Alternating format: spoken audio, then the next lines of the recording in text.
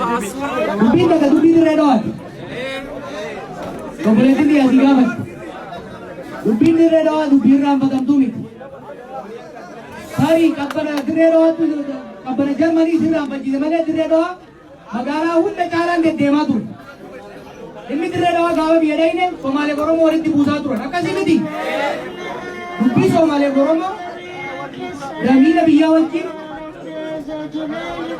hogganoota biyyaa wajjin abbootii gadaa wajjin abbootii qabeenyaa wajjin warra mootummaa wajjin irratti hojjenne nagaa buufnee jechuudha. Kana dadhabnaan amma immoo sabaaf sablammoota keessaa iyyaala walitti qabanii ganda Oromootiin walitti buusuu jiran. Wanni dirree dhawaa irratti nama walitti buusaniif qabeenya dirree dhawaa magaalaa akkam akka taate beektanii dur commercial capital of Ethiopia turte jechuudha dirree dhawaan.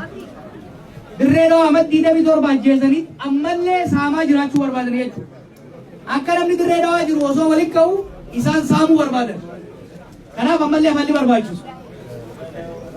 Iyyaala wal gahee nama cinku qaamni mootummaa tarkaanfii akka fudhatu dhiibbaa irra godhu tokko.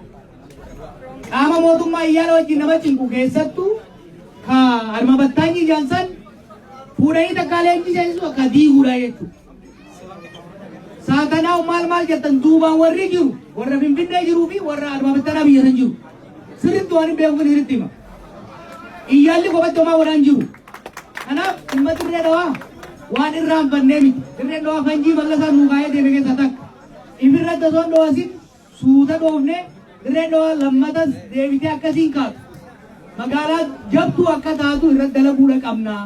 Kanaaf dhimmi dirree dhawaa saniin kan laalamu dhimmi polisii asii kaasee waa'ee lagaa baatu dhagee argeetiin jira.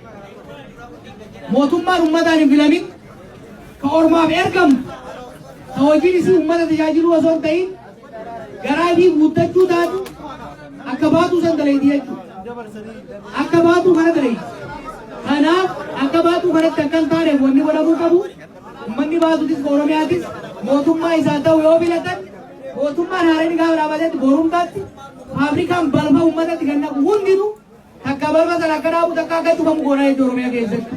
Hangasitti illee qabsoo itti cimsina amma wanni nasiin gahu hedduu galatooma gara biyya Ingiliziin deema Maanchistarii qophii qabanii beeytaniimi.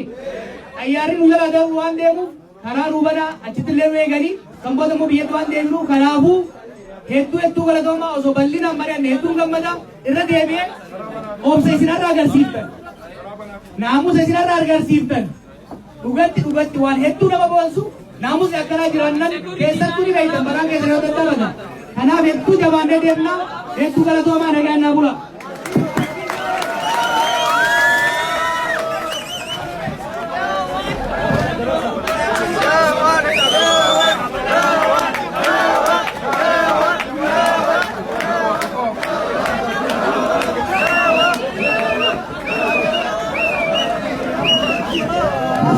Jawab.